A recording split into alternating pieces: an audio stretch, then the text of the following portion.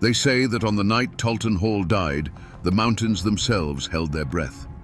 This wasn't a death in a blaze of glory, not a gunfight between two men in a dusty street. This was something colder. This was a mob, silent and determined, dragging a shackled man from a train car. This was the end of the line for the man they called the Pikeville Killer, the Mountain Demon, his fate sealed not by a judge's gavel, but by a rope thrown over the branch of a maple tree. How does a man become so feared that his death becomes a legend? Was he a simple monster, a killer for hire who finally ran out of road? Or was he something more complex, a perfect, brutal product of a lawless time? To understand what happened on that September night in 1892, we have to go back.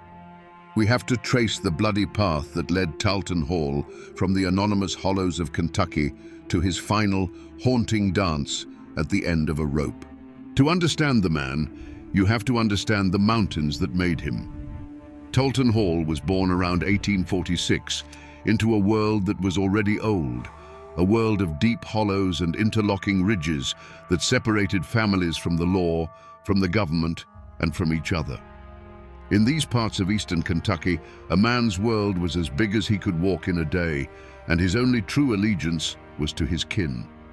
Justice wasn't something you found in a courthouse. It was something you took with a rifle in your hands. This was the soil where a man like Hall would take root. The great bloody catalyst of his life was the Civil War. For the rest of America, it was a war of armies and grand campaigns. But in the Cumberland Mountains, it was a poison that seeped into every creek and holler. It was a war of bushwhackers and home guards, where your neighbor might be a secret enemy, and a knock on the door at night could mean death. Young Talton came of age in this furnace. He would have seen men hanged for their loyalties, families burned out of their homes, and vendettas born that would fester for generations. This is where he learned his first, and perhaps only, lesson. The world is a brutal place, and the only certainty is the man who is quicker on the draw. When the war ended on paper, it didn't end in the mountains. The soldiers came home, but they brought the war with them.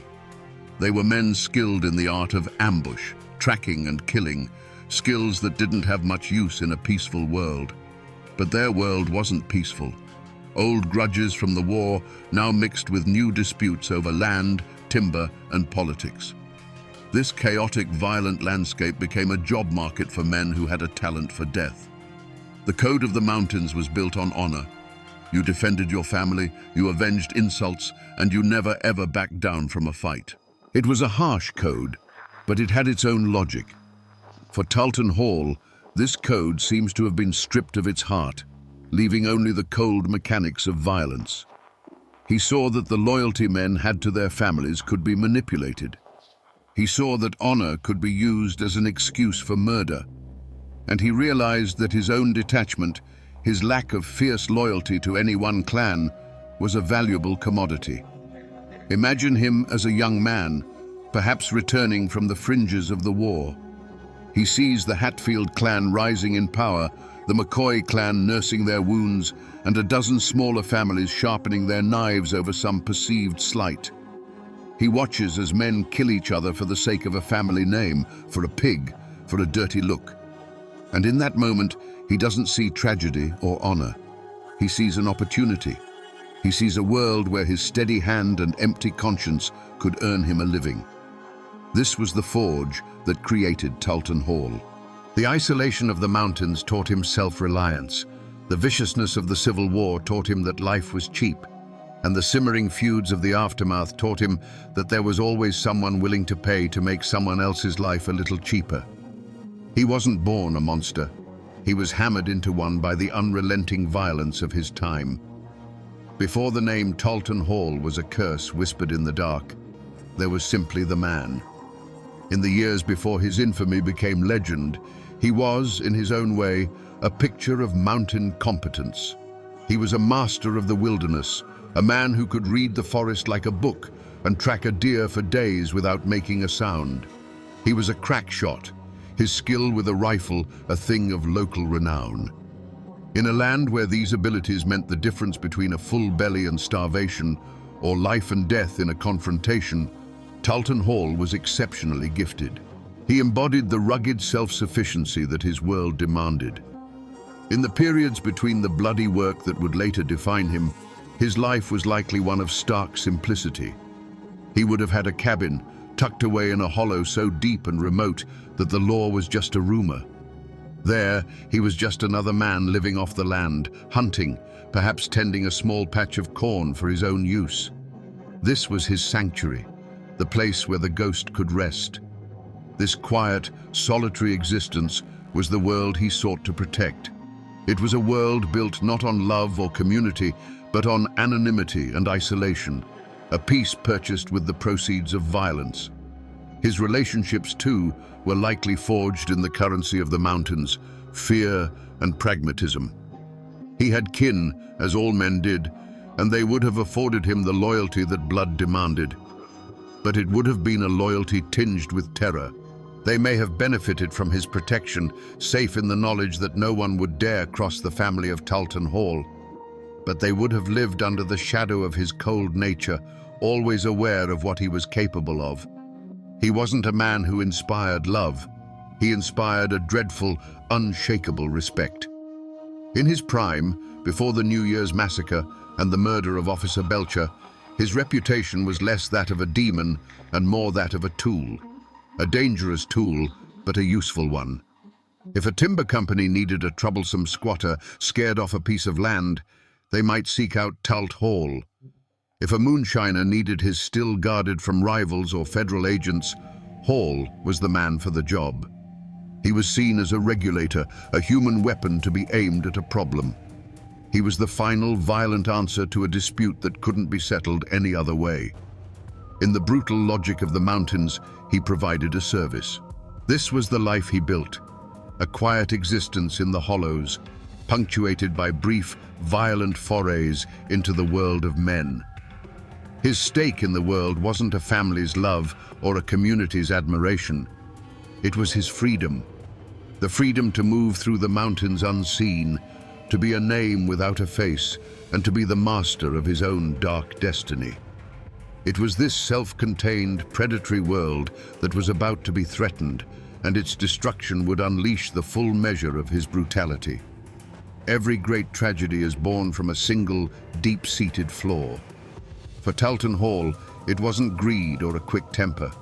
His flaw was a cold, patient arrogance, a venom that had been brewing for years. He had operated as a shadow for so long, a bringer of death who melted back into the mists, that he had begun to believe he was untouchable. He saw himself as an instrument of a higher, more primal law, and he believed the world of common men, with their sheriffs and their courts, simply did not apply to him. This wasn't just simple pride, it was a core part of his professional identity. It was a shield. The stories they told about him in hushed tones around the fireplace weren't just tales, they were his armor. It was said that Hall could walk into a crowded Pikeville saloon, and the simple act of him ordering a whiskey would be enough to end a loud argument at the other end of the room. He didn't have to raise his voice or draw his gun. He would just fix his piercing eyes on the source of the trouble, and the problem would evaporate. He had come to rely on this aura of fear, to see it as an absolute power. This belief in his own myth was both his greatest strength and his most profound weakness. It gave him the nerve to take on impossible jobs, to face down armed men without flinching. It was the source of the chilling calm he possessed in moments of extreme violence. He wasn't afraid because he genuinely believed he was death itself. And what does death have to fear? But that armor had a crack. Over time, he began to forget the difference between being feared in the secret world of the feuds and being feared in the open world of growing towns. He started to believe his reputation alone would bend reality to his will, no matter where he was or who he was facing. He thought the name Talton Hall was a magic word that made all obstacles disappear. This supreme arrogance, this absolute faith in his own terrifying legend, was making him careless. He began to take risks, to operate more openly, to let the world see the monster it had only whispered about. He was walking a razor's edge, convinced he would never fall, unaware that the world was changing around him. The very flaw that had kept him alive in the lawless wilderness was about to become the engine of his own destruction in a place where a badge and a uniform had started to mean something. For a man who lived in the shadows, Talton Hall had grown dangerously comfortable with the light. In 1891, he crossed the state line into the burgeoning town of Norton, Virginia. He wasn't there on business, not for a contract. He was there for himself, and he was full of whiskey. The quiet, calculating professional had been swallowed by the arrogant legend. He was loud, belligerent, and causing a disturbance, a man who believed his very name was a shield that made him immune to consequence. He was no longer a specter of death. He was a drunken bully, daring the world to challenge him. And the world sent a man named Charles H. Belcher. He wasn't a rival feudist or a hired gun. He was a town policeman, a symbol of everything the mountains were not. He represented order, society, and a law written in books, not in blood. When he saw the disturbance Hall was causing, he did his duty. He walked toward the Pikeville killer, his simple blue uniform a stark contrast to Hall's reputation, which was as dark and formless as a mountain shadow. For Officer Belcher, this was just another drunk to be quieted. He had no idea he was walking toward a man who considered himself a god. The affront, in Hall's mind, was not an insult or a threat. It was the simple act of being confronted. The moment Belcher spoke to him, the moment he attempted to impose the town's law on the mountain's killer, was an intolerable challenge to Hall's entire existence. Eyewitnesses would later describe the look in Hall's eyes, not anger, but a cold, dismissive contempt. Here was a man with a tin badge who thought he could lay hands on Talton Hall. The arrogance that had been simmering for years now boiled over. In Hall's mind, this wasn't a man. It was an obstacle, a thing to be removed. His reaction was not the wild swing of a drunk. It was the chillingly efficient motion of a professional. As Officer Belcher moved to make the arrest, Hall drew his pistol. There was no hesitation, no final warning. The movement was as natural and practiced as breathing. He fired, and Charles Belcher fell to the dusty street. It was not an act of passion or self-defense. It was a correction. It was Talton Hall reminding the world of the natural order of things, where he was the predator and men like Belcher were the prey. But this time was different. In that single deafening moment, Hall's fatal flaw had sealed his fate. He hadn't just killed another man in a long line of men. He had murdered a uniformed officer of the law in public, in the middle of a town that was trying to call itself civilized. He thought he was just swatting away an annoyance, but he had just declared war on the states of Virginia and Kentucky. The gunshot that killed Charles Belcher was an echo that would shake the mountains, and it would hunt Talton Hall to the very end of his days. The murder of a lawman in Norton was a line crossed, a bell that could not be unrung. Talton Hall, a master of the Appalachian wilderness, did what he always did. He vanished. He slipped back across the border into the familiar tangled hollows of Kentucky, believing he could wait out the storm as he had done a dozen times before. This was his first and most arrogant mistake. He thought he had merely killed a man. He failed to understand that he had murdered a symbol, and civilization itself was now coming for him. The response was unlike anything the mountains had ever seen. This wasn't a half-hearted posse led by a local sheriff who was likely related to the man he was hunting. The states of Virginia and Kentucky pooled their resources. Bounties were posted, large enough to make a poor farmer forget all about mountain loyalty.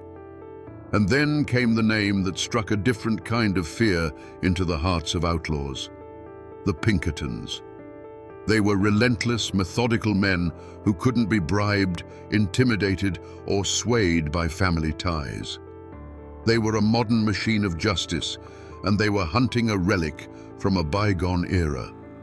Warnings came, not from his enemies, but from what few allies he had left. Old associates, men who understood the shifting tides of power, would have told him in no uncertain terms, "Talt, this is different," they'd say. "You killed a badge in the street. They ain't gonna stop. You need to go west. Disappear for good." They offered him the only path that might lead to survival, true, absolute anonymity, far from the mountains that knew his name. But Talton Hall's arrogance was a wall that no reason could penetrate. He scoffed at the warnings. He had outsmarted the law his entire life. He saw the Pinkertons as nothing more than city boys who would get lost in the first creek bed. In his mind, this massive manhunt was almost a testament to his own legend. It was a grand, fitting challenge for the Pikeville killer. He believed he was smarter, tougher, and more cunning than any man they could send after him. He saw every posted bounty with his name on it, not as a threat, but as an acknowledgement of his status. With each passing week, however, his world shrank. The net tightened. A cabin door that would have once swung open for him now remained bolted shut. A meal that would have been freely given was now denied. The fear of the law had finally begun to outweigh the fear of Talton Hall. He was becoming a ghost in his own homeland, a toxic presence that even his own kin could no longer afford to shelter. Each closed door was another offer of help rejected, another chance to escape squandered because his pride would not let him see the truth. He was being squeezed out of the only environment where he knew how to survive. The decision to finally flee, to make a run for a place like Memphis, Tennessee, was not a strategic retreat. It was an act of desperation. He was leaving the tangled wilderness that was his shield and armor and heading for the open, anonymous streets of a city. He was a mountain predator who had been driven from his forest, forced to walk onto the open plains where the hunters could see him for miles. His path of no compromise had led him right into a trap of his own making. Memphis was a cage of brick and smoke, a foreign land to a man born of mist and shadow. Talton Hall was cornered. He could feel it in the way people looked at him on the street, in the tightening knot in his own gut. The relentless machinery of the law, guided by the cold intelligence of the Pinkertons, had found him. He was no longer the apex predator of the Kentucky hollows. He was a wolf tracked to a city alley, with the hounds closing in. He was in a cheap boarding house, listening to the city breathe, knowing that each breath might be his last moment of freedom. And then he heard it. The heavy, deliberate footsteps on the boarding house stairs. This was it. This was the moment that had been coming for him since the day he pulled the trigger on Officer Belcher. In that quiet, terrifying space between one footstep and the next, he stood at his final crossroads. He had one last choice to make. He could wait, hands empty, and surrender. He could give himself up to the justice he had so long despised, face a trial, a judge, a jury. It would mean a cage, a public shaming, but it would also mean life. It was the off-ramp, the final chance to let this story end, not with a bang, but with the quiet closing of a cell door. For a split second, a different path might have appeared in his mind's eye. A long, drawn-out trial, a life spent in a stone penitentiary. Could Talton Hall, the mountain demon, truly allow himself to be led in chains, to be put on display like a captured animal? Could the man, whose reputation was a weapon in itself, allow that reputation to be stripped away, leaving only a common, pathetic killer? The very idea was a kind of death more profound than any bullet. It was an assault on the only thing he had ever truly built, his own terrifying myth. The answer, when it came, was as swift and final as one of his own gunshots. No. The thought was more repulsive than a hangman's noose. His arrogance, the fatal flaw that had brought him to this very room, made its final stand. He would not be broken. He would not be humiliated. The law could have his body, but it would not have his submission. He made a conscious, chilling choice. He rejected the chance for a quiet end and fully embraced the violent destiny he had been carving for himself his entire life. He didn't make a run for the window or try to barricade the door. That was the act of a desperate man hoping to live. Instead, he calmly walked to his bag, pulled out his revolver, and checked the loads. Each click of the cylinder was a word in his final sentence. In that moment, he sealed his own fate, not with resignation, but with defiance. He chose to be the Pikeville killer right to the very end. The lawmen breaking down his door wouldn't be capturing a fugitive. They would be walking into the last act of a legend, an act that Talton Hall himself had decided to write in blood. The splintering of the door was the only warning he needed. It wasn't the sound of a lock being picked or a hinge being forced. It was the raw, violent crack of wood giving way to brute force. For Talton Hall, the world, which had been a tightening cage of streets and unfamiliar faces, suddenly shrank to the size of that small boarding house room. He was a creature of the deep woods, and in that moment, the lawmen crashing through the door were no different from a pack of hounds cornering a wolf in a box canyon. He wasn't panicked. He was eerily calm, the way a man is when he finally meets a fate he has been expecting his whole life. All the running, all the hiding, it had all led to this cramped, smoke-stained room. The revolver felt cool and familiar in his hand, a solid piece of certainty in a world that was coming apart. The figures in the doorway were just shapes, dark silhouettes against the light of the hallway, and in his mind, they ceased to be men. They were simply the final problem he had to solve. His hand moved with a fluid economy that was born of 1,000 deadly calculations. The room erupted in a deafening concussion of sound and fire. The muzzle flash was a bolt of lightning in the dimness, momentarily illuminating the determined faces in the doorway. It was the only language he knew how to speak to a world that sought to contain him, a single, explosive syllable of pure defiance. The smell of burnt gunpowder filled his nostrils, a scent more familiar to him than any perfume. But this was not a mountain hollow where a single shot could settle an argument for good. Thunder answered thunder from the doorway. More flashes of light strobed across the room, turning the air into a chaotic storm of noise and swirling, acrid smoke. The world narrowed to the kick of the revolver in his hand, the ringing in his ears that drowned out all other sounds, and the shadowy dance of figures in the smoke. For a few heartbeats, Talton Hall was in his element, a whirlwind of violence at the heart of the storm. Then, a sensation he hadn't felt in years, a sharp, searing impact in his arm, a force that felt like a blacksmith's hammer. His fingers went numb. His trusted revolver, the instrument of his will, suddenly felt like a useless lump of lead. The weapon clattered to the wooden floor, the sound small and insignificant after the deafening roar of the gunfight. The storm inside the room had passed as quickly as it had begun. An almost supernatural silence descended, broken only by the harsh sound of men breathing and the slow, acrid clearing of the gun smoke. The dark silhouettes in the doorway resolved into tired, grim-faced lawmen, their own pistols still smoking. They moved in, not with anger, but with a weary professionalism. The fight was over.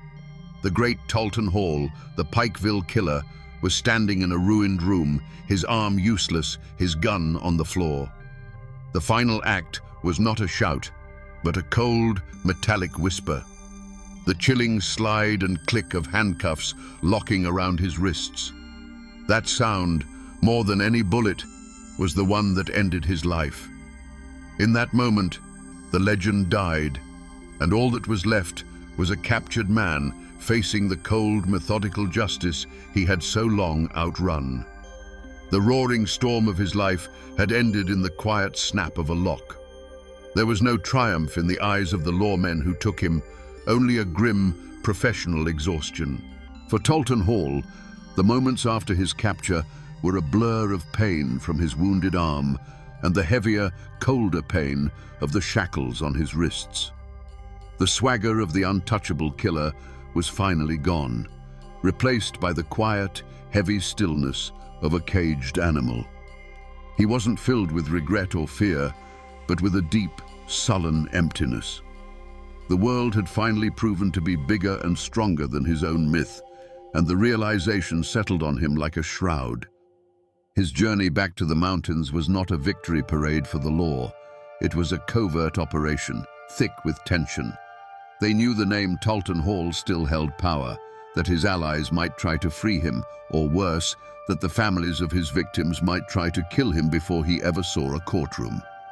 So they put him on a train, but its route was a lie, a winding, circuitous path designed to throw off any potential ambushes.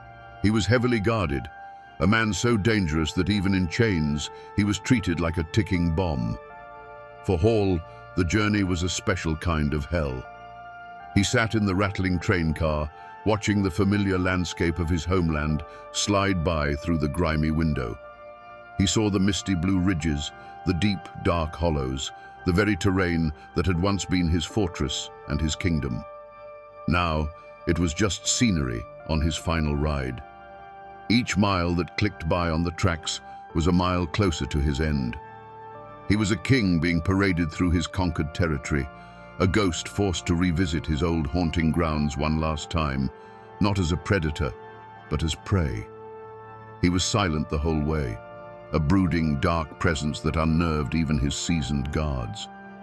The fight had gone out of him, but the malice had not. He was no longer an active player in his own story. He was cargo. His fate was now in the hands of other men, and his only remaining role was to arrive at his destination. The end of the road for Talton Hall wasn't going to be a courtroom or a jail cell. It was this train, this slow, rattling journey back into the heart of the mountains that were waiting to claim him, one way or another. The news of Talton Hall's capture didn't travel by wire or by rail. It moved like smoke on the wind, from one isolated cabin to the next, carried by riders on horseback and whispered across fence lines. And with that news, the fragile, fearful peace of the mountains was shattered. The fall of one man sent a shockwave that would ripple through every holler, leaving a trail of wreckage that had little to do with Hall himself. His personal story was ending, but the tragedy he had authored was just entering its most brutal chapter. For his own kin, the name Hall, once a shield of fear, now became a target. The protection his terrifying reputation had afforded them vanished overnight. Now, they were just the family of a captured killer, vulnerable and exposed. Every shadow on the road, every late-night bark of a dog would send a spike of fear through them. They were living in the crosshairs of every man who had ever held a grudge against Talton, and that was a very long list. The sins of the father were about to be visited upon them, and their lives would become a paranoid existence of bolted doors and watchful eyes. For the families of his victims, the news was not a relief. It was a call to arms. For the widow of Charles Belcher, it was the reawakening of a grief that was still raw. For the remaining MCCOYS, who had seen their brothers tied to pawpaw trees and their sister shot down in the snow, this was not a matter for a distant court. It was a personal debt of blood that had come due. Hall's capture didn't bring closure. It tore the scabs off wounds that had never healed, and the pain demanded a release. Their desire was not for legal proceedings, it was for a reckoning. The entire community felt the tremor. For years, the violence had been, if not controlled, then at least predictable. It followed the dark logic of the feuds.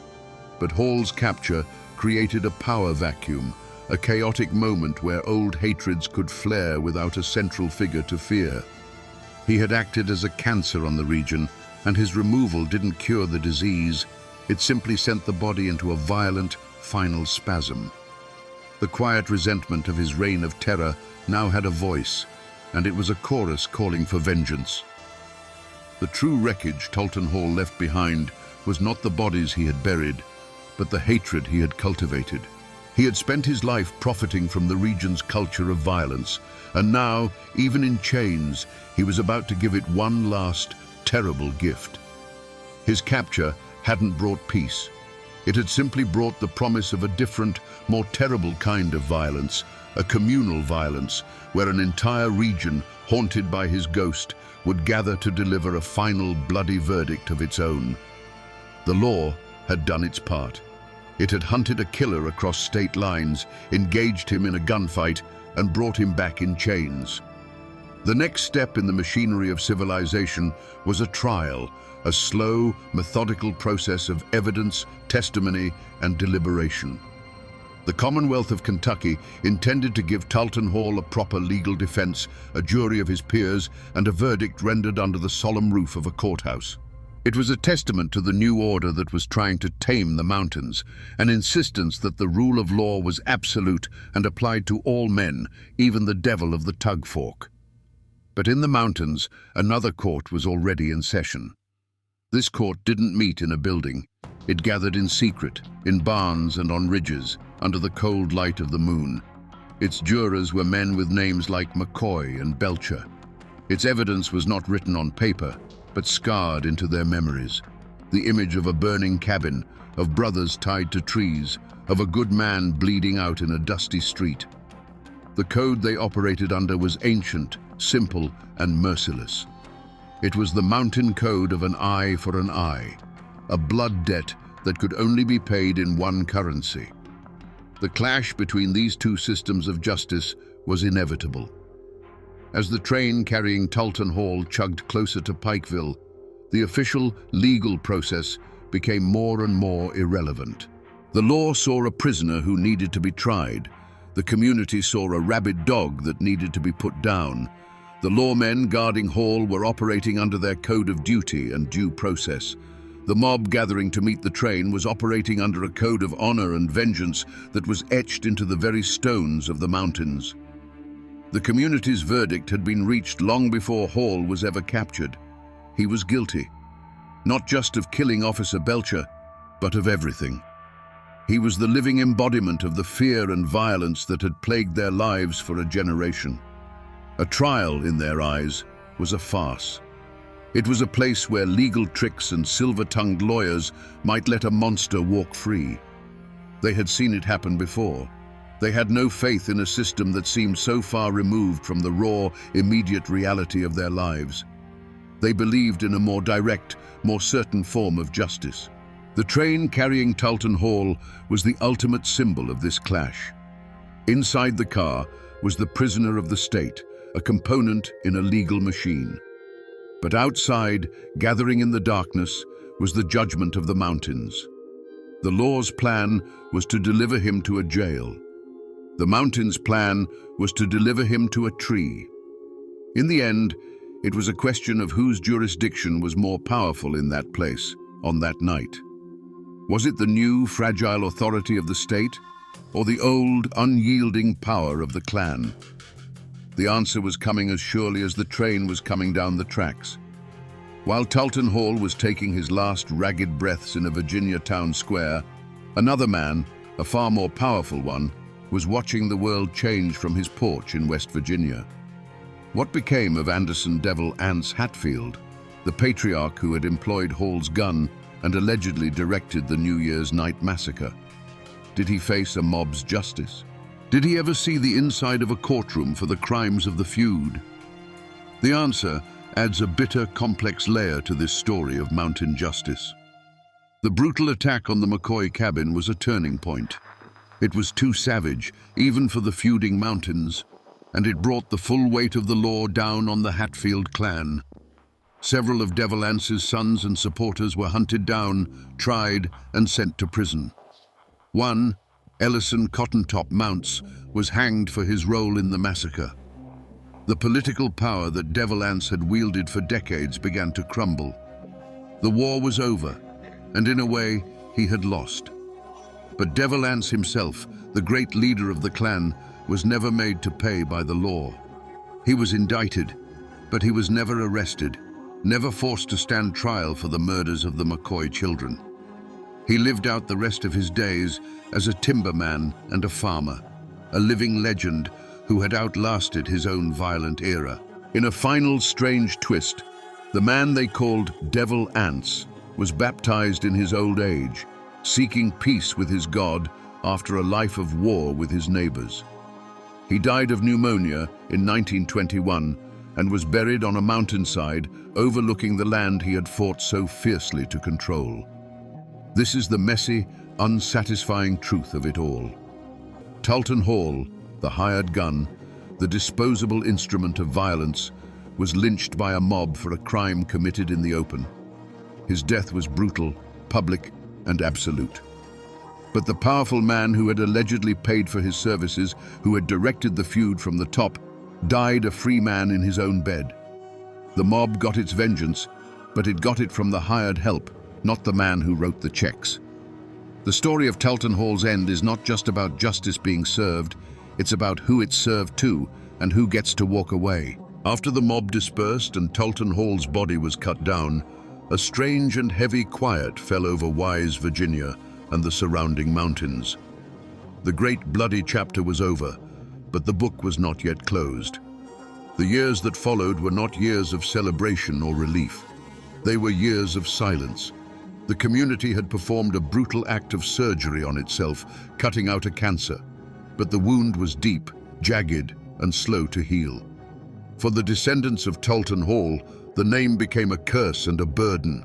They scattered, some moving deeper into the anonymous folds of the mountains, others leaving the region entirely, hoping to outrun the ghost of their infamous kinsman. They became quiet farmers, miners, and laborers, their primary goal to be unremarkable, to be forgotten. To admit you were kin to Talton Hall was to invite suspicion and open old wounds. They buried the name under a blanket of deliberate obscurity, hoping that with enough time, the blood on it would fade. The community, too, sought healing through a kind of collective amnesia. The men who had been part of the lynch mob went back to their fields and their families. They had to live and trade with their neighbors, some of whom might have been Hall's distant kin. To speak of that night, to name the names of the men who held the rope, would have been to invite a new generation of bloodshed. And so, they simply stopped talking about it. The lynching of Talton Hall became a story told only to outsiders or to children as a cautionary tale. Within the community itself, it was a scar that everyone could see, but no one dared to touch. But the power dynamics of the region had been irrevocably altered. Hall's death was a brutal exclamation point at the end of an era. It was a clear and bloody message that the days of the untouchable gunfighter, the man who could be hired to settle a family squabble with a rifle, were over. The power of the old clan patriarchs like devil ants was waning, replaced by the growing influence of coal company bosses and county sheriffs. The law, which had failed to bring Hall to a trial, had still won in the end. The community's own violent act of justice had, ironically, reinforced the idea that the old way of the feud was a path to ruin for everyone involved. The era of private wars was dying, and the era of state-sponsored law, however flawed, was being born. The man named Talton Hall was gone, but the ghost of his name lingered. For decades, the most powerful physical remnant of his story was not a grave, but a tree. The big maple in the courthouse square in Wise, Virginia, became a dark landmark. People would point it out to their children, their voices dropping to a whisper. "That's the tree," they'd say. "That's where they hung the Pikeville killer." Its branches, which had once offered shade, now seemed to cast a permanent, chilling shadow. It was a living monument to a night of mob justice, its roots rumored to have drunk deep from the blood-soaked ground. Eventually, as the town grew and tried to bury its violent past, the tree was cut down, its wood hauled away, as if removing the object could erase the memory. His other physical traces were quietly erased. There is no grand tombstone bearing his name. He was likely buried in an unmarked potter's field, a final anonymous end for a man whose name once commanded such terror. The cabins he lived in have long since rotted back into the damp earth of the hollows, leaving no trace. It's a strange and fitting irony. The man who worked so hard to be a faceless shadow in life was rendered completely faceless in death. All of his physical reality was scrubbed from the world. But you can't kill a good story, and the tale of Talton Hall was too dark and powerful to die. It transformed. It left the realm of history and entered the world of folklore. For generations, people in Wise claimed that on still, moonlit nights, If you looked at the spot where the old maple stood, you could still see him. A spectral figure, dangling silently in the air, a permanent, ghostly reminder of the night the law of the mountains was served. The man became a boogeyman, a cautionary tale told to frighten unruly children into behaving. His life became a kind of unwritten murder ballad, the verses known by heart in every holler. He was no longer just a man, he was a character, a symbol of the entire bloody era of the feuds. His name became a shorthand for a certain kind of cold, professional violence. When old-timers spoke of the bad days, of the lawless times before the coal companies and the state police truly took hold, the name they would use to punctuate their point was always the same. It was a time of men like Talton Hall. So while the man himself is dust, and the tree that ended his life is gone, his spirit, the spirit of the mountain gunfighter, still haunts the collective memory of Appalachia. He is the ghost that walks the ridgelines of the past, a chilling echo of a time when justice didn't come from a book, but from the barrel of a gun and the end of a rope. So we come back to the question that hung in the air at the very beginning, a question as quiet and heavy as the mountain fog. Was Talton Hall a hero or a villain? The answer is as clear and cold as a Kentucky creek in winter. He was no hero. He was a killer, a man who dealt in death for profit, whose hands were stained with the blood of an unknown number of men. There is no honor in that. But to simply call him a villain is to miss the deeper, more unsettling truth of his story. Talton Hall was not an aberration. He was a perfect, terrible product of his time and place. He was a monster, but a monster the mountains themselves had birthed. He was forged in the pointless brutality of the Civil War and sharpened on the whetstone of the feuds. He was the logical conclusion of a world where law was a suggestion and violence was a way of life. He was a symptom of a disease, not the disease itself. In the end, this is a story about a man whose greatest strength, his absolute belief in his own terrifying legend, became the flaw that destroyed him. He saw himself as a timeless force, a permanent part of the mountain landscape. But the world was changing around him. The law, clumsy and slow as it was coming. He was a relic of a savage past, unable and unwilling to adapt. The same cold arrogance that made him a feared gunfighter made him blind to the fact that his time was over. And that, my friends, is the ballad of Talton Hall. A killer who sold his gun to the highest bidder and whose life was finally paid for, not with silver dollars, but with a rope, in a town square that wanted to forget his name.